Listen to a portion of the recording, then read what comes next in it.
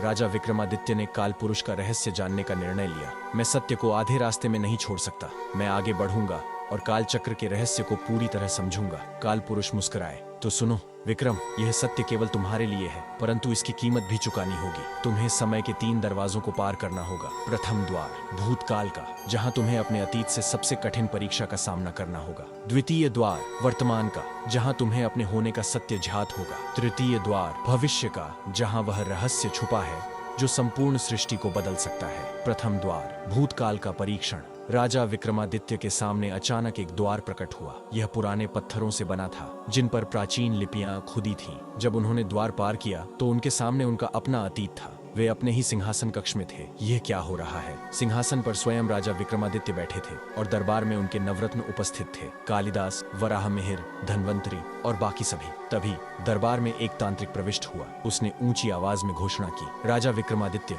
तुम्हारे राज्य पर संकट आने वाला है। या तो तुम राज्य की रक्षा करोगे या तुम अपने काल चक्र की यात्रा जारी रखोगे। राजा विक्रमादित्य स्तब्ध रह गए। अगर मैं अपने समय को बचाने के लिए यहाँ रुकता हूँ तो क्या मैं सत्य तक पहुँच पाऊंगा, या मुझे इसे छोड़कर अपने मार्ग पर आगे बढ़ना चाहिए? अब राजा विक्रमादित्य के सामने 2 कठिन विकल्प थे। एक, अपने राज्य और प्रजा को बचाने के लिए रुक जाए। 2, काल चक्र का रहस्य जानने के लिए अपने समय को छोड़कर आगे बढ़े। अब आप क्या सोचते हैं? राजा विक्रमादित्य को क्या करना चाहिए? क्या वे अपने लोगों की रक्षा के लिए यहाँ रुकें या काल पुरुष के रहस्य तक पहुंचने के लिए अपनी यात्रा जारी रखें?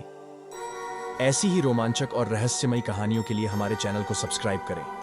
राजा विक्रमादित्य का कठिन निर्णय। क्या मैं अपने राज्य और प्रजा को छोड़ सकता हूं, या फिर मुझे आगे बढ़कर काल चक्र का अंतिम रहस्य जानना चाहिए? राजा विक्रमादित्य की आत्मा 2 भागों में बंट रही थी। एक ओर उनकी प्रजा थी जो संकट में थी, दूसरी ओर काल चक्र का महान रहस्य था जो सृष्टि के भविष्य को बदल सकता था। कुछ क्षणों तक वे मौन रहे, फिर उन्होंने अपनी तलवार म्यान में रखी और आंखें बंद कर ली। धर्म कहता है राजा का पहला कर्तव्य उसकी प्रजा है। मैं अपने लोगों को छोड़कर नहीं जा सकता। जैसे ही राजा विक्रमादित्य ने अपने राज्य को बचाने का निर्णय लिया, पूरी दुनिया कांप उठी। तुमने सही उत्तर चुना है विक्रम, आवाज चारों दिशाओं से गूंज उठी। यह केवल परीक्षा थी, तुम्हें देखने के लिए कि तुम सच्चे राजा हो या नहीं। अचानक सब कुछ अदृश्य हो गया। राजा विक्रमादित्य फिर से उसी रहस्यमयी कक्ष में खड़े थे जहां काल पुरुष सिंहासन पर बैठा था। अब तुम द्वितीय द्वार वर्तमान के सत्य को जानने के लिए तैयार हो। आगे बढ़ो विक्रम, सत्य तुम्हारा इंतजार कर रहा है। अब आगे क्या होगा? 1, द्वितीय द्वार के पीछे राजा विक्रमादित्य को क्या सत्य मिलेगा? 2, क्या उन्हें अपनी स्वयं की वास्तविक पहचान का कोई गहरा रहस्य पता चलेगा? 3,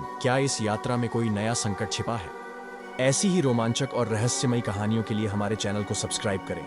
वीडियो का अगला भाग कल आएगा, इसे देखने के लिए जुड़े रहें।